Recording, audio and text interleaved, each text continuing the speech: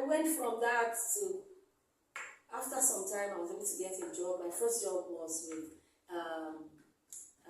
Propercom. Propercom is owned by Sammy Koko, the grandson of Alba and Koko, and the son of Mazi Sammy Koko. He's still around. If this goes on LinkedIn, you say, Remy, why are you giving me out? And he gave me my first job. I worked with him, and I learned a lot from who I call Uncle Sam. And I spent just a year, but that 1 year, I learned so much from him. I learned about rising when you fall as many times as possible. And he backed it up, and I got insight into some scriptures, even while staying, on that job. He will tell you that the Bible is very clear. It says, a righteous man falleth many times. He said be times. He did not say the number of times. Many, many times. But what makes you stay righteous is your standing up. He rises from them all. So that was the first lesson I took. So I saw him start some businesses. Yes, I saw him start some businesses in that 1 year. Some of them will fail. Some will not even go beyond months. And it doesn't stop him. So I took that, leaving him. After I left him, I worked with Vanguard newspaper. I joined Vanguard through a senior friend, Kenny Olashewikon. He became the bureau chief at some point, then the regional editor, and then later he became chief press secretary to Lam Adesina, the late Lam Adesina, the governor of Oyo State then. And that was how I joined Vanguard. I joined the advert unit as a senior advert executive, of course, because I was just like a fresher, just a year experience. And I grew through that. So you didn't start at entry? That's entry. That's actually entry, kinda. The only thing that made me to have that senior is because I had had some bit of experience in a communications company, coming from Propercom, and then having worked with Clapperboard before in Lagos. That gave me a bit of a hedge, but I was still a fresher, just a 1 year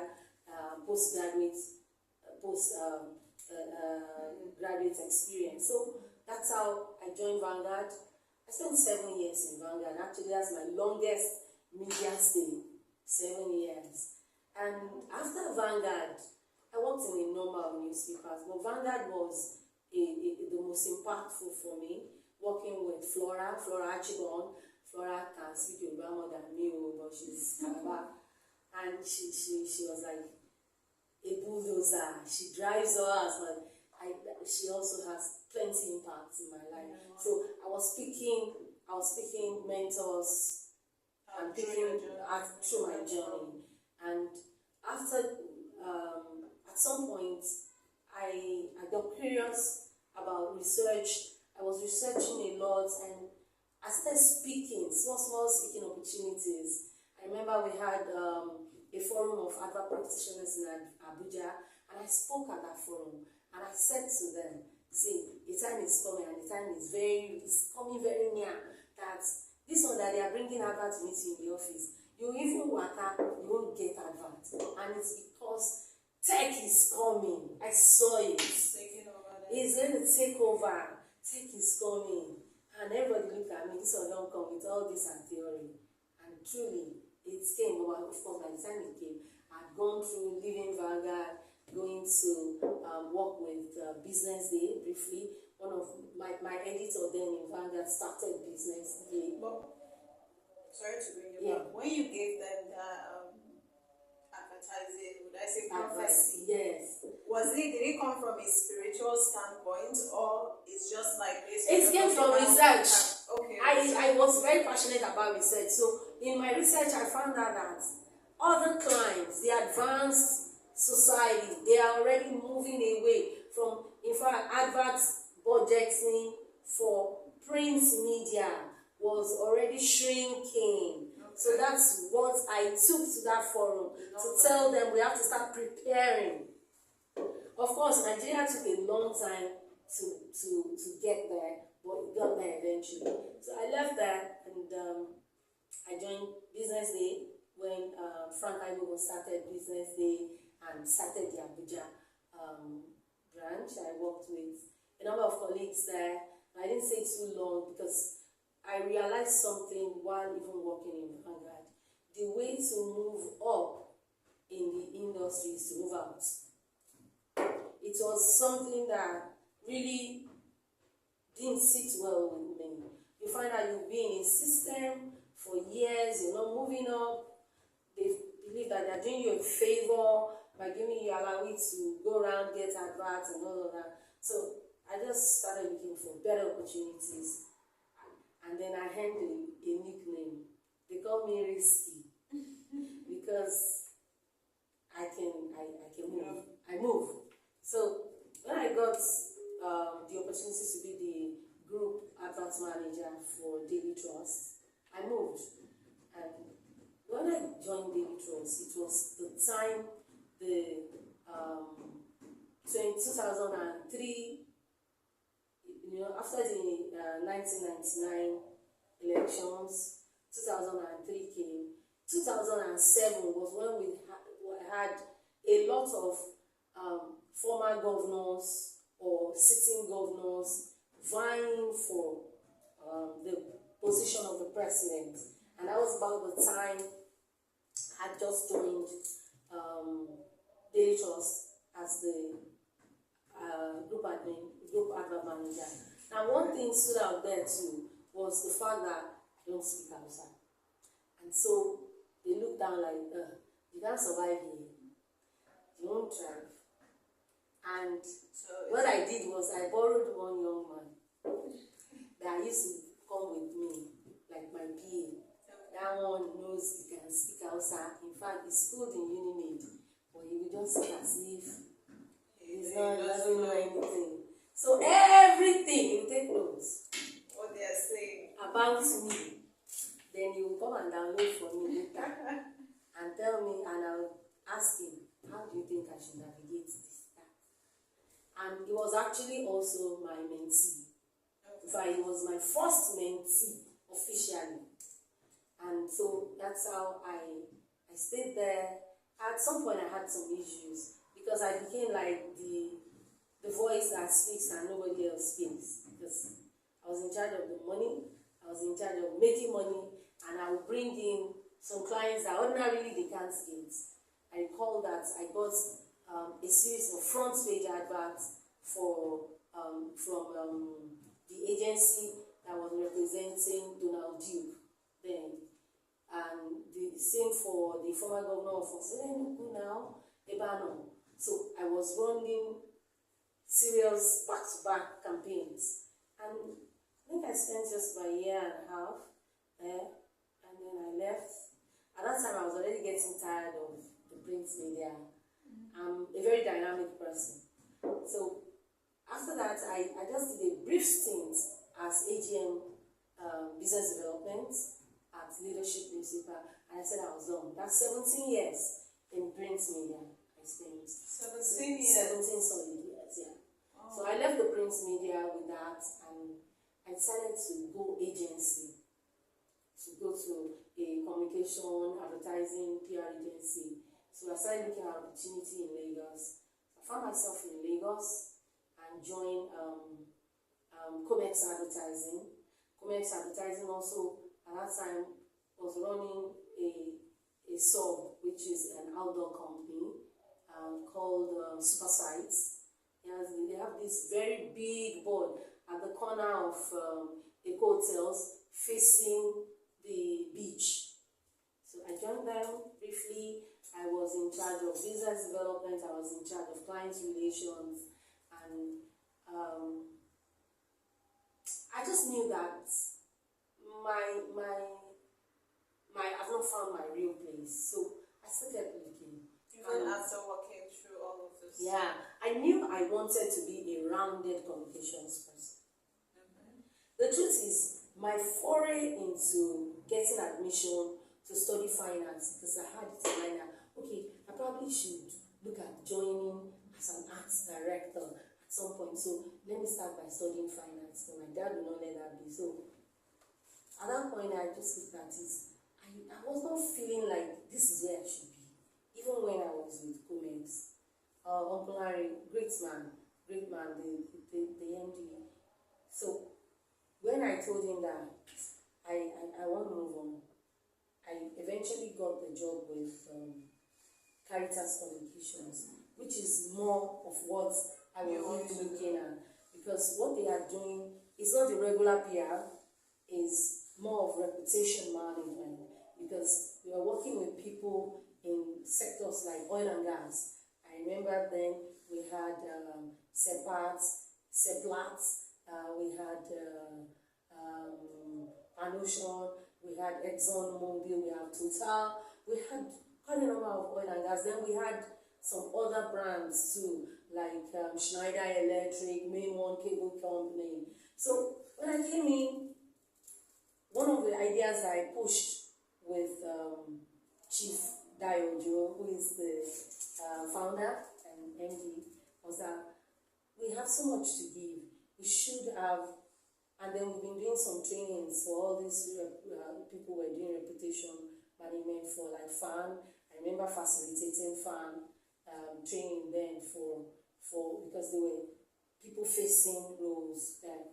So I mentioned the idea that we should convert that into like an academy. So that's how we batted Reputation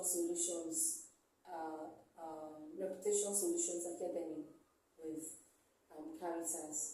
And I stayed in Caritas at some point because my appointment was, okay, come in for 6 months or to a year as head of client relations and strategy, but afterwards you will become the chief operating officer. So at some point I became the acting chief operating officer, but there was something that was not just adding on.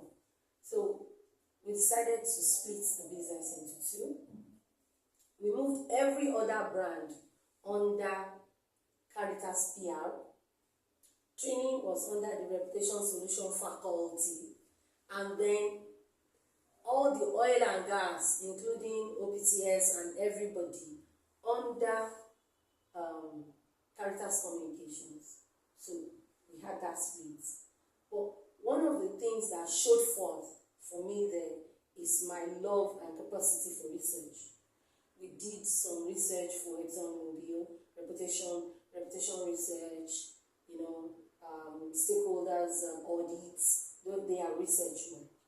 And I paid attention to that a lot. And that is part of what forms what I'm doing now. Running my PR communication agency. So I stayed a year and 3 months, a year and about 6 months. I recall that one of the problems I had once with Chief Ojo is he cannot tolerate lateness. He gets mad at you. You can't be late to a client's meeting. Who are you? In fact, if you have client's meeting in the island, VI, I am staying in the suburbs, like where I was staying in Obawale, off College Road. Don't even come to the office. Despite the fact that at some point my office was at Ikosi. Just go straight to the client's meeting, and you will be monitoring and telling you. You will call them as my person arrived there. And in fact, I went to attend a function on behalf of the organization in Ogun State. And the function, because of I didn't make my booking on time, I couldn't get a space in the hotel where the function was holding. The nearest best I got was in GRA. And the Saturday happens to be sanitation. And that time, the governor, after sanitation, he will start walking about. He will start going about to causing a lot of hold up. Before I arrived at the event, they started calling us for our induction. Hey! And somebody now called Mr. Ojo that, Dayo, I expected that you would be here. They've been calling your name. Listen, I'm telling you, Mubakweri. Hey! Even with all the explanation, I explained time.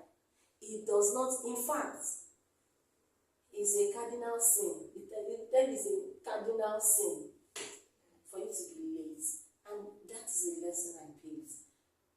So if you give me an appointment, if for something, one reason or the other, I might be running late, I will start informing you 30 minutes before that appointment. So that even if I might get there early, I will still start telling you. I might run late though, and I make it as much as possible. I don't get late to appointments. So it's part of my formation, and of course that adds to my repository of mentors. Chief Joe really put a lot in me. He is somebody that I learned how to give space to people to manifest from. You hire people, yeah? I said, can you elaborate on that? You know, some employers, they can't trust you to even do what they employed you to do. Okay. Mr. Joe will give you tasks and look away.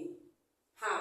When I was made the acting chief operating officer, even my mind was in like this. Can I do this? What this thing this man is doing? And you know, when he said, okay, he said, I need to go to UK. I've not gone on vacation for a long time because I was trying to put this place together. So Ibrahim, you're in charge. And I told him, please let Okwe also be in charge. Let me dissuade him. 1 week, let me be in charge. So that all that responsibility. And that's how is somebody that and we did very well in that period. And it was that rating he used to now make me acting chief operating officer. So is somebody that brings out the best in you. The things you don't think you know or have, he brings it out. When we're doing researches, I didn't even know I know anything. For me, the consultant that we partner with that does research, she was like this in my site. Her name is Deola. She runs the Abella Oil Factory. She's big right now. And I will just be looking at her. All this thing that Deola is doing. Even when she comes to make her presentation, this is how we do. So what I was learning. And sometimes Mr. Joe will just say, okay, then go and prepare this proposal and let me just have what you've got. He allowed us to bloom, to manifest.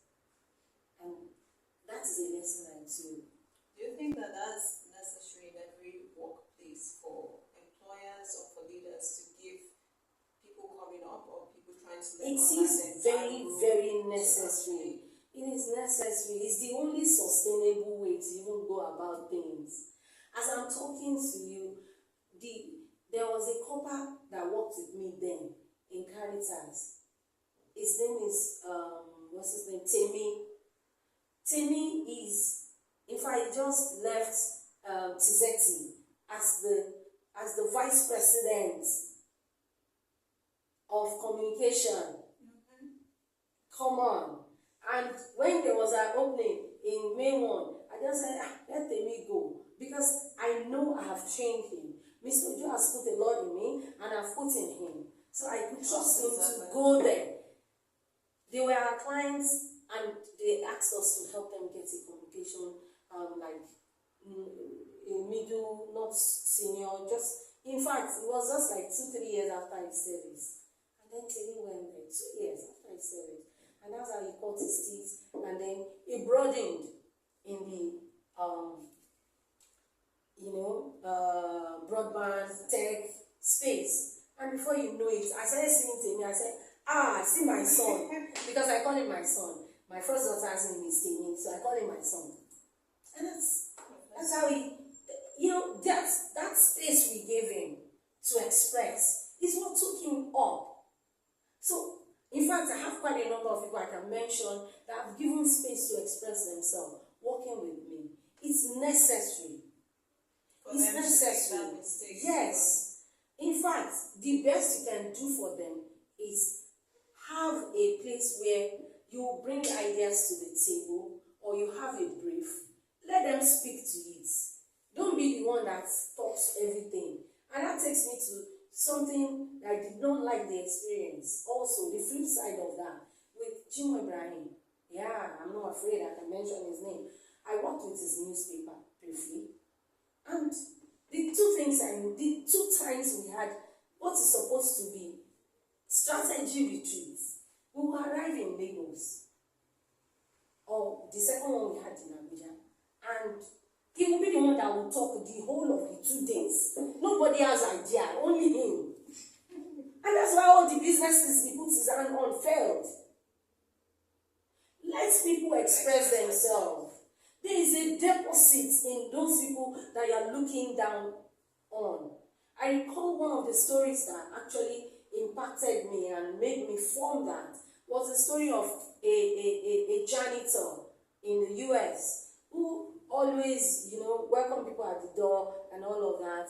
And then at some point, after lifts were invented and they had the building they were in was taken on, and the whole company was in disarray. Where will we now put lifts? It was not part of the plan, the initial building.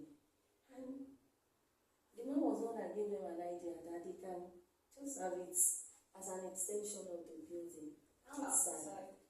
Just join the building outside. And that was what gave back to that concept.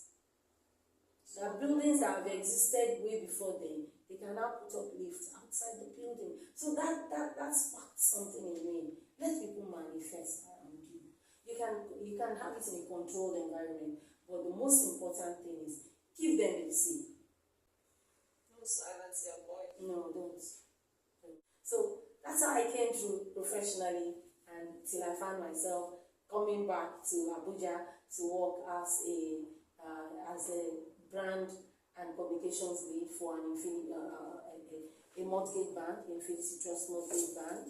So I'm a rounded communications person, from media to agency and then to client. So I've gone through all the sides, the triangle of communication. So, and then from Infinity, at some point I just knew that it's time to start building my own thing. So I registered my comms company while I was there, but I did not start anything until I left.